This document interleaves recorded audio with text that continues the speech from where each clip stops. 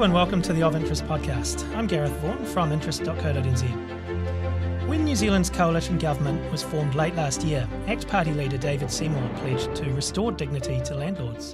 The government is, of course, led by Prime Minister Christopher Luxon, who, as it's well known, owns 7 properties. And one of the government's early moves was to announce the return of interest deductibility tax breaks for landlords on rental properties.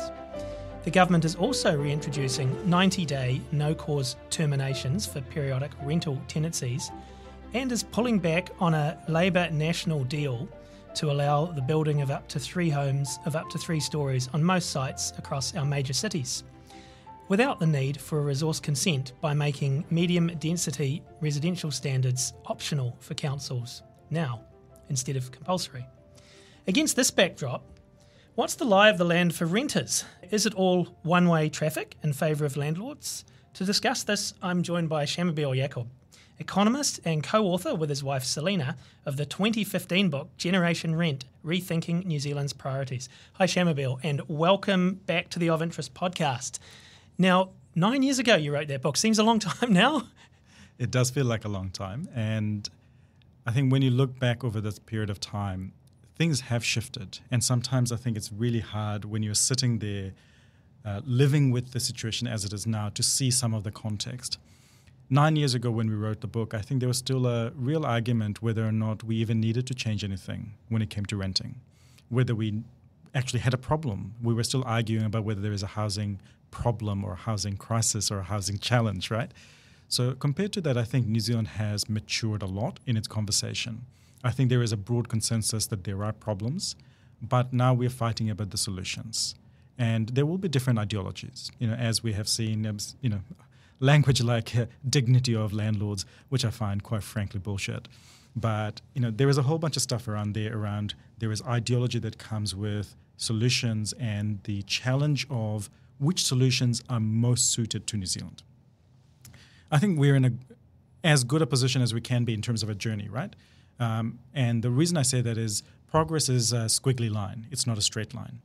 And we started making some progress, especially under Phil Twyford. I think there was some really good progress in terms of housing policies. He really kind of started a lot of stuff around overall housing supply and also some of the reforms around the Residential Tenancies Act and, of course, also the removal of the interest deductibility for landlords, which I'm in very much mixed minds about because it wasn't really clear to me what benefit it would deliver. How would you get more rentals as a result of it? How would you create something other than to remove some of the speculative demand? So I guess in a very long-winded way, what I'm trying to say is that compared to 9 years ago, I think there is a consensus on the problem. There is not a consensus yet on the solutions.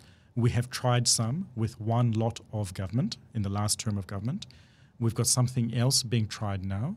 And with every successive government from now on, I think we will continue to see some level of progress when it comes to overall housing supply, which I think is a fundamental issue, and within that, the improvement of both rental supply and rental conditions. Okay, that's great. I didn't even have to ask you whether you thought things were better, worse, or about the same. But I mean, you've sort of said that you're optimistic because there's agreement on the problem. And in politics, there's always going to be disagreement on the solutions. Of course. We understand that, and I think we accept that. But if you had to say, are things better, worse, or about the same, where would you Look, come I down think on that they're one? a lot better. And they're only a lot better in the policy settings perspective. In the practical realities is, I think the renting situation today is even more difficult than it was 10 years ago. There are fewer properties available. Rentals have continued to increase. The quality of our rentals hasn't really improved that much. So we still have a lot of issues, and the lived reality of renting has gotten harder, but the regulatory settings are slowly improving, and slowly. I think the recent pullback in terms of the no-cause evictions was a real disappointment to me because that's, again, just eating away at those renters' rights. And we need to ensure there's sufficient renters' rights in favor of renters because in New Zealand, renting is so insecure and is such a problematic thing for so many people. Okay. Looking at your book, so obviously just for any listeners who aren't familiar with it, I'm just going to read this section, which was part of the conclusion, where you and Selena wrote that more and more people are renting, not necessarily by choice, but because they have no other option. Unless rental conditions are improved, even ever larger numbers of New Zealanders will be living the renters' precarious life of uncertainty and hardship. They face a future of second-rate options, of never being able to put down roots in their communities or build a life on stable foundations, and they will be denied simple things that should be their right, such as the chance to make small alterations around the home so that it feels like their own, as indeed it partly is. Their chance to forge their own Kiwi dream will be severely limited. So just for context, that's sort of a big part of your conclusion from 2015. So look, you also offered up some policy ideas to improve, the life of renters in New Zealand, or the conditions for renters in New Zealand.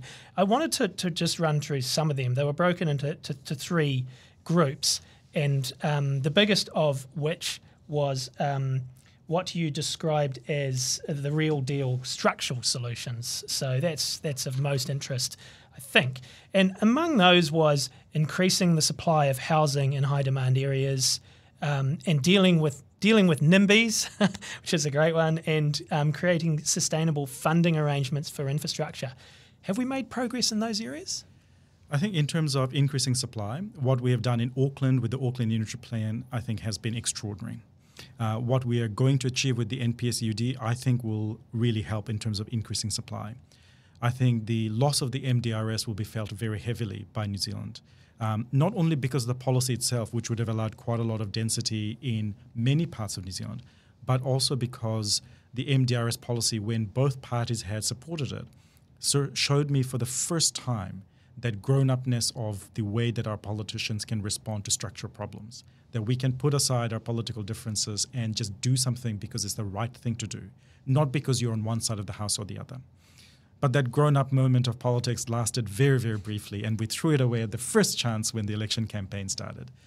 And so I think when it comes to the overall housing supply story, there are some very big gains. There are still things to fix, right? The RMA reform that's underway, the work that's happening in terms of the density standards, all of that stuff. I think, again, these are not straight line improvements. They're coming. I think some of it is really good. I think some of it is less certain. But I feel more optimistic that New Zealand is capable of building more houses today than we were 10 years ago. When it comes to the funding and financing of local government, I'm not convinced that we have the settings right yet. So we've seen some things at the margin, like the SPVs to be able to finance infrastructure and create targeted rates, those kinds of things. These are good conversations, but the fundamental problem is that our local governments are designed to fail. When a district or a region grows, the cost of that new infrastructure is so much that the rates of the new household is not enough to pay for the infrastructure. So we penalize our regions for growing. And when a region grows, they become poorer from a local government perspective. All the benefits of that growth accrue to central government. So no, the funding and financing piece is absolutely critical and hasn't been fixed. And I really, really worry about that. I've forgotten one of the other ones that you mentioned. Just dealing with NIMBYs. Well, we haven't done that, right? And so, I was going to wrap it up in that MDRS conversation, because with the NPSUD and with the Unitary Plan, we had the one big chance of the NIMBYs to make trouble, and after that it was done, right? We did that up zoning. That meant that we removed a lot of that NIMBYism.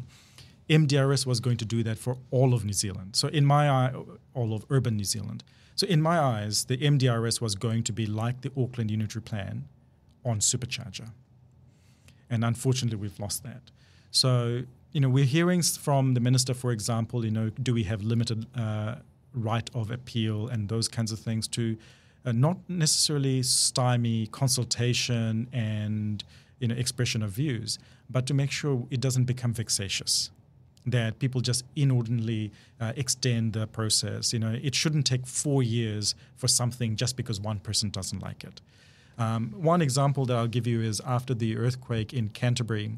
I think that was a really good example where with the Greater Christchurch Partnership, the 3 districts there, Christchurch, Selwyn and Waimakariri, had gotten together and had a bit of a spatial plan for the wider region.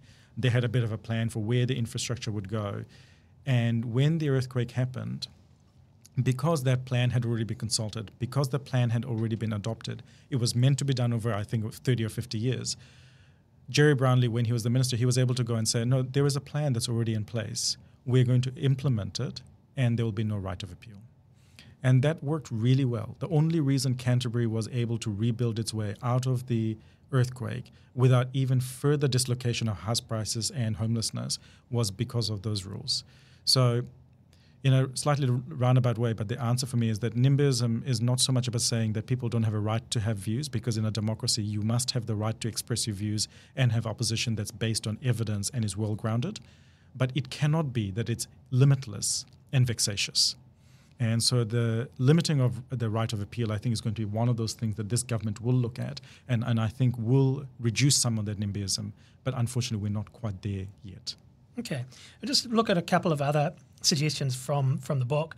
One was about reducing the easy supply of money for housing by reforming banking regulation. Now, I don't think that's happened, has it? It hasn't. It kind of comes in waves, as you know. You know, we've had those kind of limits on high LVR lending, on investor lending and things like that, but it's not consistent and structural. So the problem for us is that even though they've made these little tweaks within the mortgage portfolio of whether it goes to a first homeowner or an owner-occupier, what we haven't been able to do is make sure enough of that money also flows to businesses. What we're trying to get there is not only to discourage money going into just buying and selling secondhand houses. We also wanted to encourage actually building of houses and taking on risk and building businesses in New Zealand. Because if we don't do that, we're not going to be able to move away from where we're today. So no, I think you're right. I don't think we've made much progress on that. And I'm not hopeful that we will do that anytime soon. And then one more of the ideas from your book that I think we can have a chat about is improving the scale, productivity and resilience of the construction sector to make building companies more responsive to changes in economic conditions. Where have we got to with that? I think very slow wins. So because of the scale of the housing boom that we've had in the latest cycle, we now have more businesses that are of larger scale, but they're still not very big. So they're large for New Zealand, but not large enough to be able to withstand a very big downturn as we're experiencing currently.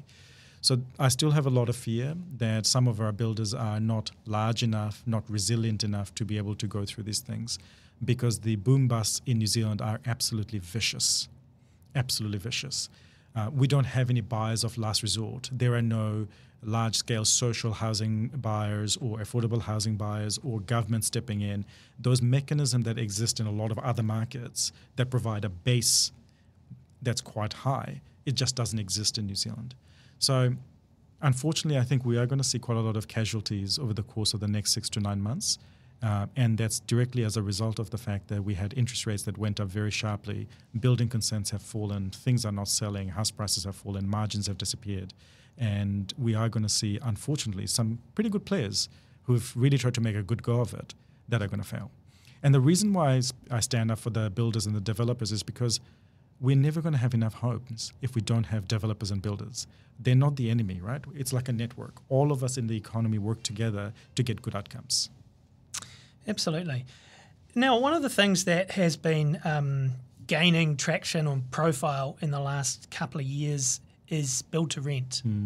This is really interesting from the perspective of rental tenures. Now, I guess most recently the government has said it's changing the rules to encourage overseas investment in build to rent, alongside local investors such as Simplicity that are obviously already doing this.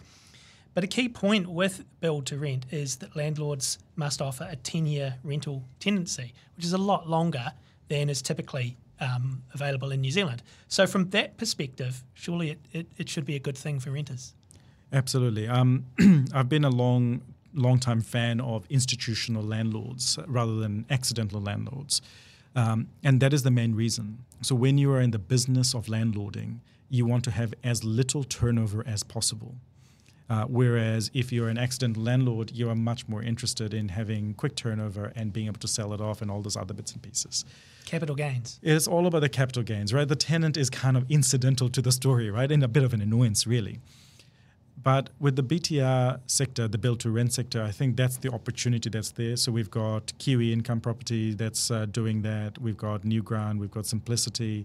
We've got a bunch of others that's been, I think, Property Council of New Zealand has put up a bit of a dashboard of all the build-to-rent that's going on around New Zealand. It's still tiny, but you're absolutely right. The thing that it offers is two types of security. One is around tenure security, and the other is around financial security. Because more often than not, they will come with contracts that will say a known level of increase for the next, say, 3 years. So you can plan your finances. Whereas in a normal tenancy, you have only certainty for 12 months, and then you don't know what will happen next. So it is adding quite a lot of new supply that's targeted for one particular use. And I think that's unusual in New Zealand.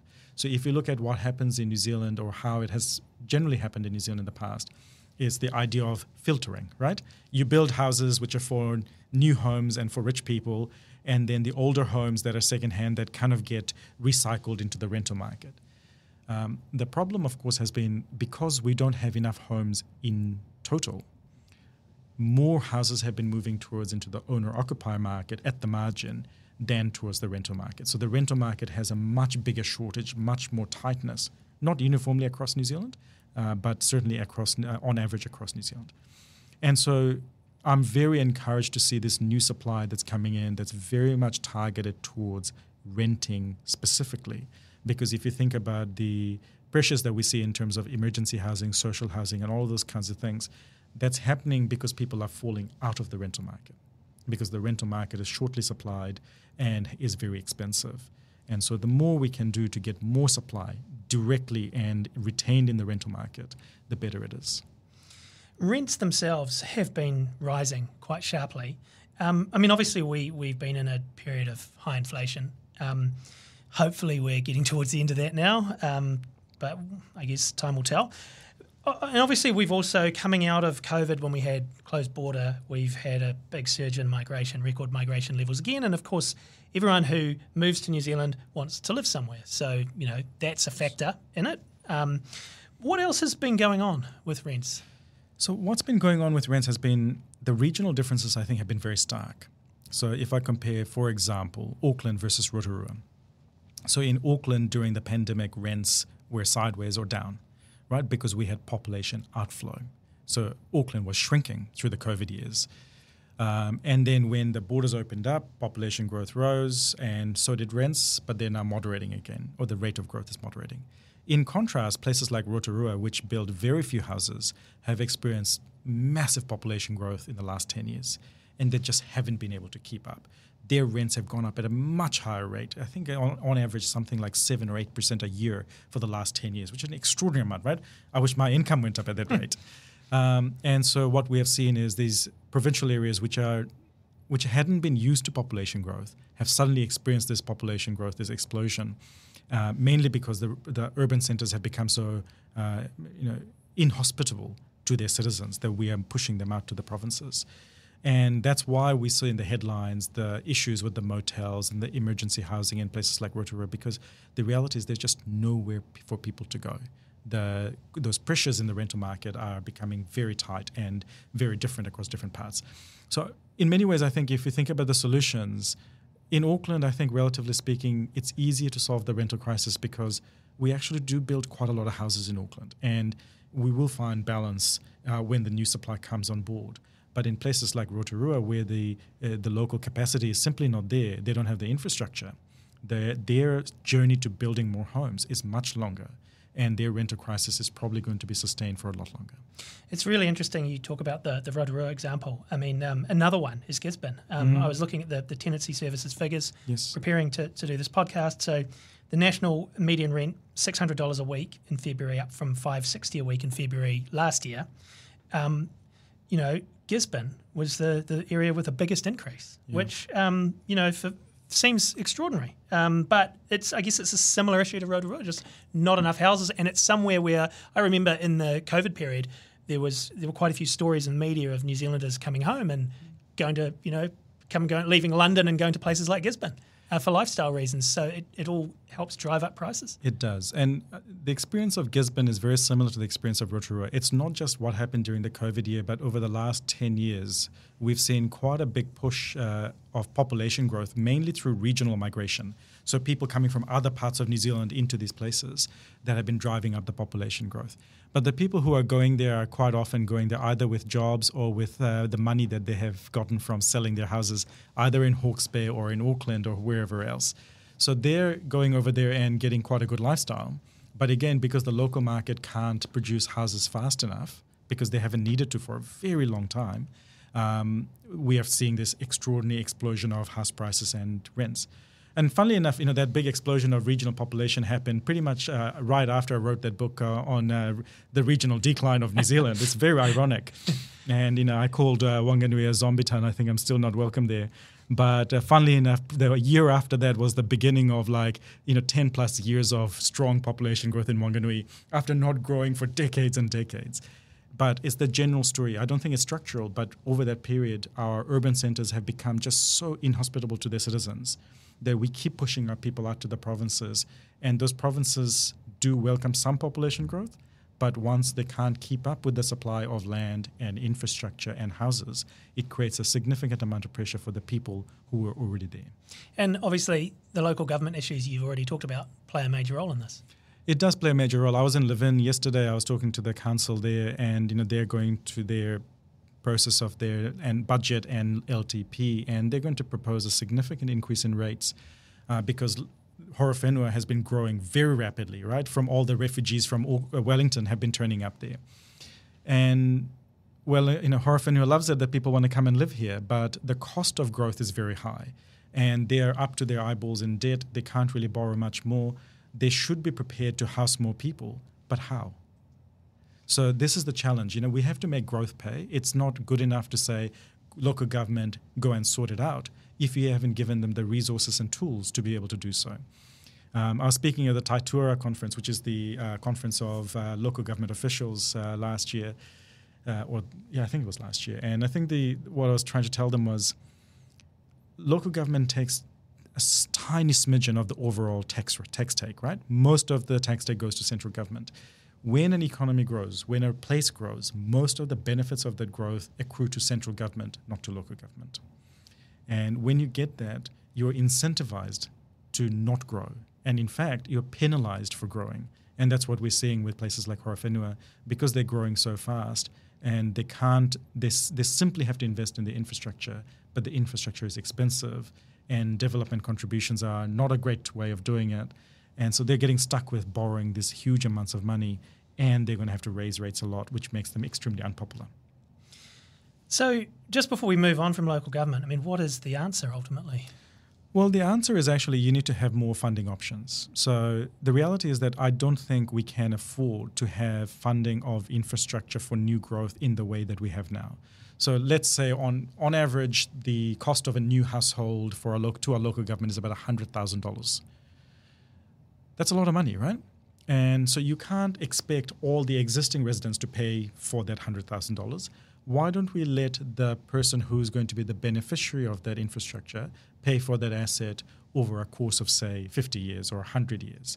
And, targeted rates through a targeted debt, I think, is the right way to do it, because development contributions essentially get all of the cost of the infrastructure and add it to the purchase price, right? Makes things even worse.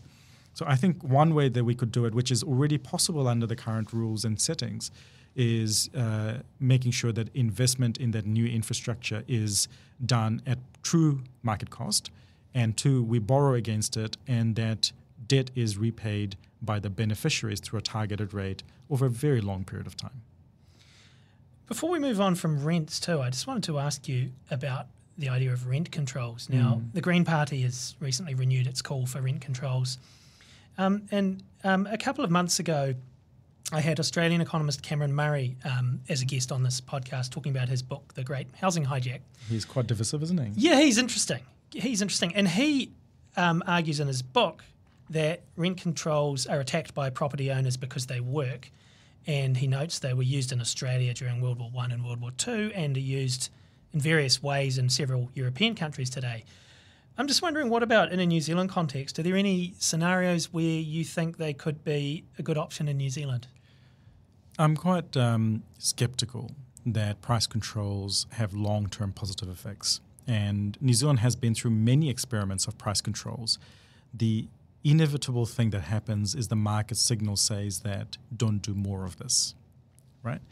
And to me, that's probably the biggest challenge is, I think, rather than having straight out rent controls, right, saying it's going to be this much or whatever it is, having some mechanisms that say, if you have a rental contract, it's going to be for 3 years. You're allowed to increase it by 2% a year for the first 3 years, and then there is a ratchet, like it's done in commercial rental contracts.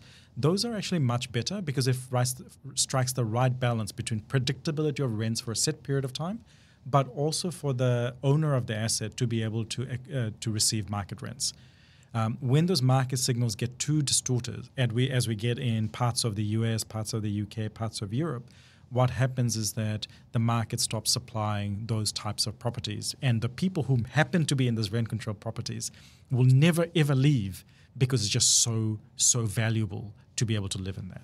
So it's not that we should never contemplate the ways that we set rates or how much they increase over what period of time.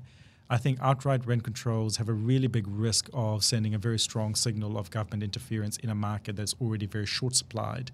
And if those price signals are further muted, I fear that rental supply will be even more diminished. As we saw during the period of the removal of interest deductibility, rental supply, in fact, did slow because it became on a cash basis, far less incentivized to supply rental housing. So, long-winded answer again, but my sense is that I wouldn't support it unless it was in that very limited form, where it was something like 2% a year for 3 years with a market reset at that period of time, because I think we need to find the right balance. Because in every relationship, in every contract, there has to be a balance between the two parties. We obviously have several ways that the government supports, or some would say props up, landlords or the rental market, sure, or renters, depending on your perspective. Accommodation supplement is one that's a weekly payment, which helps people with rent, board, or cost of owning a home, $2.34 billion a year. Then there's something known as the income-related rent subsidy paid to public housing landlords. And obviously, you've already talked about emergency accommodation in places like Rotorua, where it's very prominent. Obviously, some of this is done out of necessity. Emergency accommodation, for example, people have no other option. I'm just wondering, are these options the best way we could be doing this? No. Are there alternatives that would be better? Absolutely. So, for example, we should not be housing people in motels. It's a terrible solution. It sucks for everybody. It's expensive, it doesn't work, it creates poor conditions, and we have to get out of it as soon as possible. Are there alternatives? Absolutely. You look at what the Housing First Alliance have done, extraordinary, right? And essentially, if you can provide just normal housing for people and you can get people set and secure, it works really, really well. And the irony is Housing First costs less than emergency housing, but it's not resourced to be able to take on all those people, right? So there are absolutely solutions when it comes to those kinds of things. When it comes to income-related rent subsidy, by and large, it's working okay. So I wouldn't tinker with it too much because it's a system that's currently kind of working okay. Kāinga Ora and the community housing providers can use that mechanism to be able to provide housing for people who need it in high and complex needs. When it comes to the accommodation supplement, it's been a disaster. It's been a disaster because that subsidy is not tied with expectations of anything. There are no requirements that if we provide this subsidy, we'll do something else to increase supply or something else. So it has just become a subsidy that has grown and grown and grown. And without it, people would be in terrible poverty. But with it, we don't get the right signals to say these prices are so high that people cannot afford here, and they're leaving and voting with their feet. Because if you do a thought experiment, what would happen if we took the accommodation supplement away tomorrow? The reality is there'll be a lot of people who simply could not afford to live where they live today. And it will all happen in one go, right? And a lot of these people would simply have to go, I cannot afford to live in this house. And it would have terrible consequences on people because they would have to crowd up, they would have to live in places that were not right for them or their families. They might have to move away from the place where they have jobs or families, all those kinds of things. So it would have significant consequences. But the problem for us is that now that we have this subsidy, we can't walk away from it, but we have to work really hard to go, how can we get out of it? Because it's a subsidy without a solution, right? Is it also, though, that we're in a country where maybe incomes are too low in comparison to our housing costs? Well, I mean... Or our housing costs are just simply too high? Maybe, but the flip way of thinking about it is maybe those accommodation supplements shouldn't have been taken as taxes in the first place. Why do we have it kind of done it in this way? Why don't we just lift the bottom bracket of taxes for everybody and not give the accommodation supplement at all, or whatever, right? There are lots of different ways of redistributing it. But we have made it kind of this weird thing, which kind of, again, is that kind of, we're quite a landlord-friendly country, right? And it's one of those things, it's like, we must look after and protect and coddle our landlords because without them, everything will break. So it's a weird situation where it doesn't have to be done this way, but we chose to do it this way because there was an immediate problem and there was an immediate solution. But that immediate solution has created a trap and we can't get out of it. Because right now, so many people are dependent. I can't remember the number, but it's hundreds of thousands of households who receive the accommodation supplement. 364,000, I believe. Yeah, and it's billions of dollars that we're spending every year. So I think all up, we spend something like $5 billion a year on housing subsidies. Yeah. I mean, that is a huge chunk of cash. And what are we getting as a result of that huge chunk of cash? Are we getting more houses? No. So this is the thing that I don't get is if you're sitting in government and you're going to be spending money, will you not make that money conditional? That I will give you this subsidy, but in return, I want you to invest in X, Y, Z. I need to see a pathway that you'll be building more rental houses. I need to see something, or I will co-invest in something. It doesn't have to be the same people, but because I know there is this cost, I need to have another solution to make sure I don't have to pay this subsidy in 10 years' time. Unfortunately, we're so short-sighted. We're so driven by the 3-year election cycle. The only thing we can see is that this is an operating cost item and it's fine because it's $1.5 billion. I've provisioned for it. Let me go find something else that I can cut a ribbon on rather than how do I solve this problem. That's a bit wicked. Yeah, it is a short-term perspective with, as you say, the 3-year electoral cycles. They roll around really quickly and it's a Band-Aid, isn't it? Well, and same with the emergency housing. Like the motels were a Band-Aid. It was like, there's a woman who's in desperate need. We have nowhere to take her. Okay, put her in a motel for the night.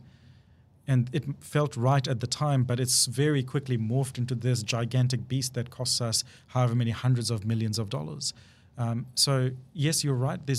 There is always this tendency, because I think people do it quite often with goodwill. They're trying to solve a problem.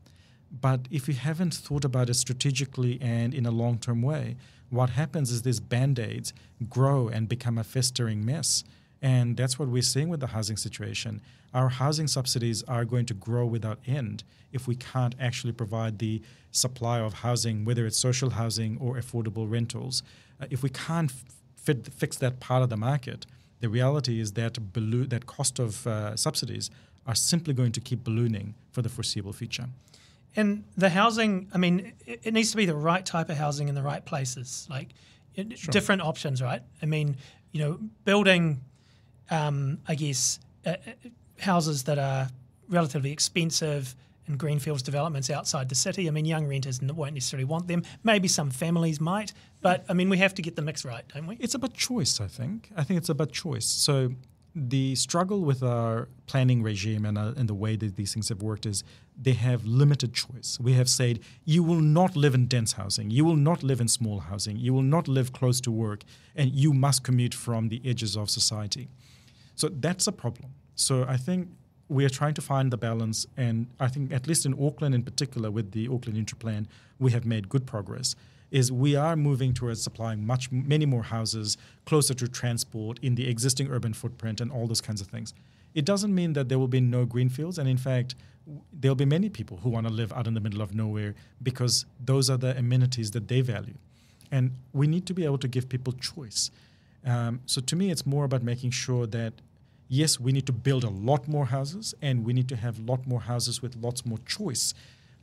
Because if we don't do that, we're always going to have parts of society who are missing out. But I'd like us to prioritize the density because that's the bit that we turned off for too long. There's a lot of catch-up to be doing.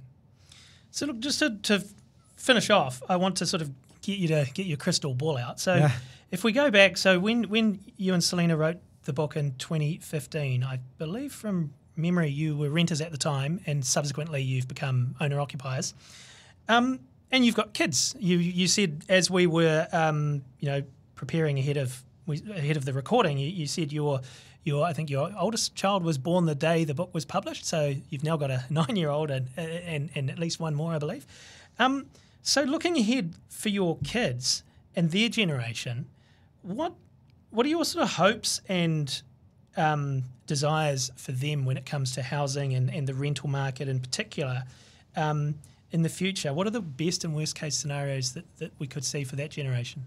Yeah, I think it's probably best described as hopes and fears. I think hopes are that we do try and get most of it right by then. We've got about 10 years to kind of hopefully get quite a lot of progress underway. I suspect for my children's generation, it's too late. This problem took many decades to accumulate, and it's going to take many decades to fix. So unfortunately, I think my kids will experience a rental market that will be very tight, that will be inadequate, that will have limited choice and poor quality. I expect, because I'm privileged, to provide housing for them for quite some time. And I expect I'm going to have to help them into home ownership should they wish to in the future. So that's probably my fear. My hope is that whatever happens, we find that common unity across our political parties again, because if we do, we could solve this relatively quickly. New Zealand has already proven that if we get the public policy settings right, our industry will build at pace and at scale. And Auckland is a really good example of that. If we could replicate and build on that success, within the next decade, I think we could overcome many of the challenges that we see. But that will not happen if we keep playing, this whack-a-mole game with housing policies in politics. So we have to grow some balls and become quite adult in the way that we do housing policies in the public sphere. And that is probably the kind of only thing that I can see that would give me hope is as this cohort of politicians die off, we're going to get new ones coming off who I hope will be much more realistic about, one, the challenges of the housing situation, and two, the fact that the solutions are already known and all they have to do is come together to implement them and last the distance. Look, thanks for that, Shamubeel. That is Shamubeel Eaqub, who's an economist and co-author with his wife Selena of the book Generation Rent, Rethinking New Zealand's Priorities. And I'm Gareth Vaughan from interest.co.nz with another episode of our Of Interest podcast.